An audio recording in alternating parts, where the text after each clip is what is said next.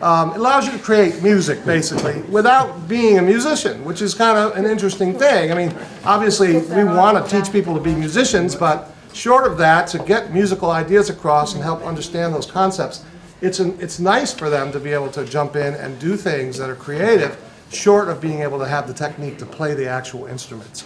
And that's what GarageBand is designed to do. So, John, can I borrow yours for a minute if you're in there? And no, what Martin's else? in. Martin's in. Oh, Martin's in? Can I use yours, Martin? I don't need the keyboard. Do you mind if I just leave that alone?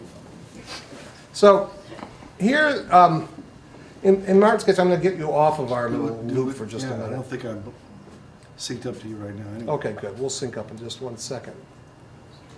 We're going to start with, let's start with a drum set. Now, if you're not a drummer, the concept of how to play drums might be completely foreign to you, but this makes a nice little analogy that helps you get into that concept a little bit. For example, I'm going to cue up a drum kit, live rock, for example. And I'll take the rock kick drum, and again, we're going to be without volume, unfortunately. We're hearing a little bit of it out of the back of the projector there.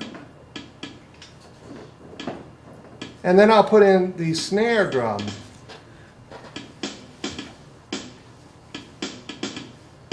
It starts to make a little bit of a pattern. Cowbell.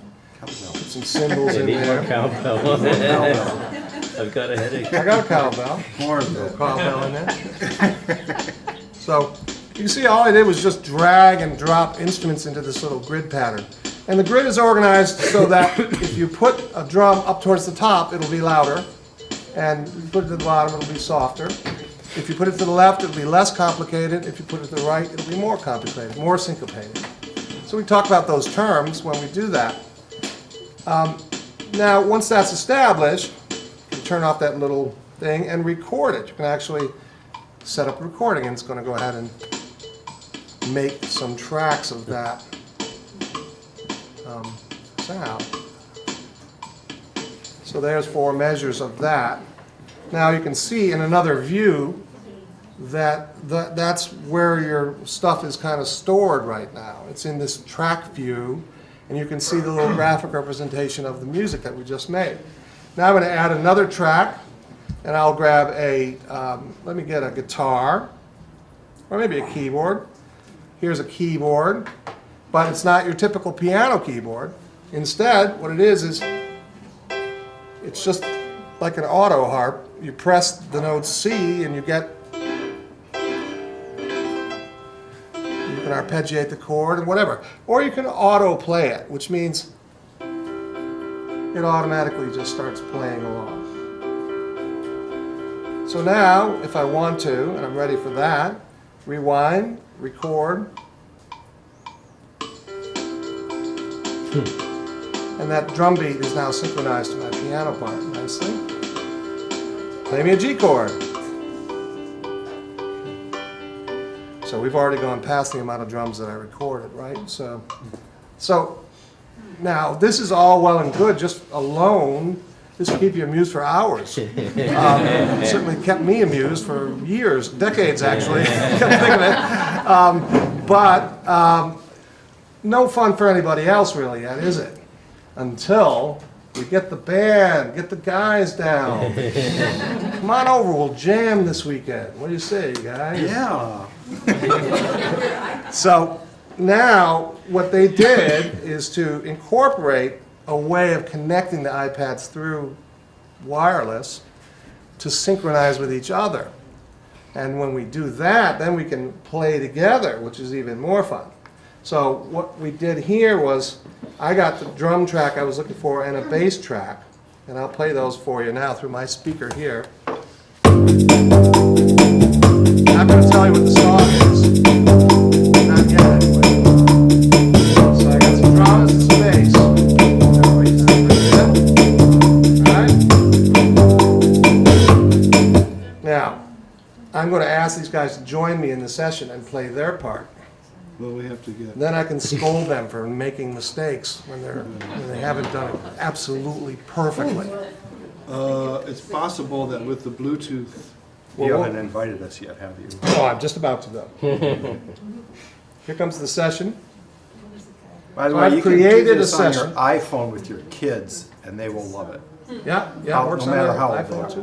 Bunch Absolutely. of iPhones sitting around Christmas. So, have you got your invitation yet? I'm in. John's in. Yep, Martin's in. Okay, great. So we're not going to be able to watch, but it really doesn't matter that much. You just kind of saw what that looked like. I'm going to get back here and get my melody instrument.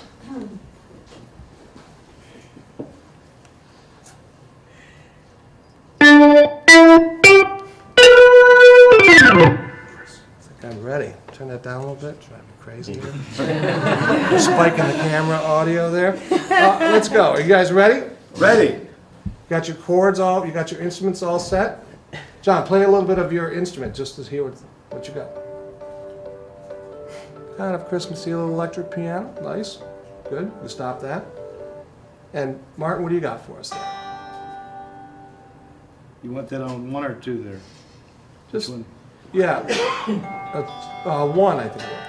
Yeah, there you go. It's a country western acoustic guitar. Sounds good. Okay. You guys ready? Yes. Here we go. 2, 3, 4.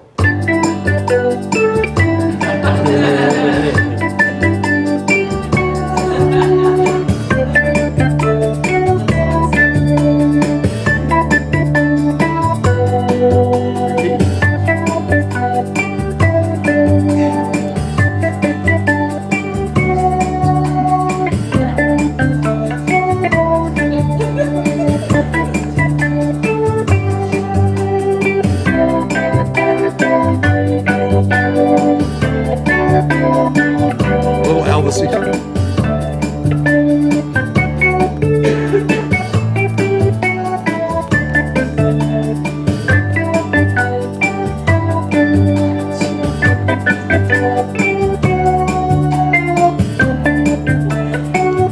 Watch out, Booker T.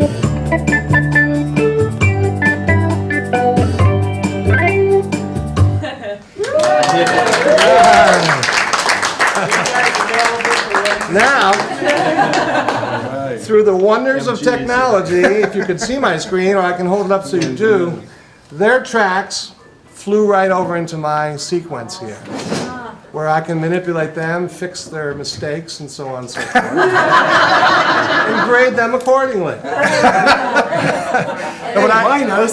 I think what we're going to try to do is to pass the packet of mini iPads out to the group and break them out into smaller groups and see if they can accomplish something along these lines together in my class next semester. So that's Can you what. play that back so all the parts are Absolutely. equal Yeah. in volume?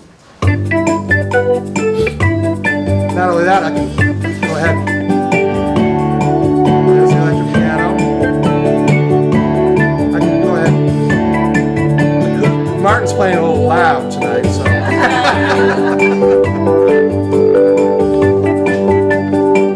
There's John's sweet piano. That's.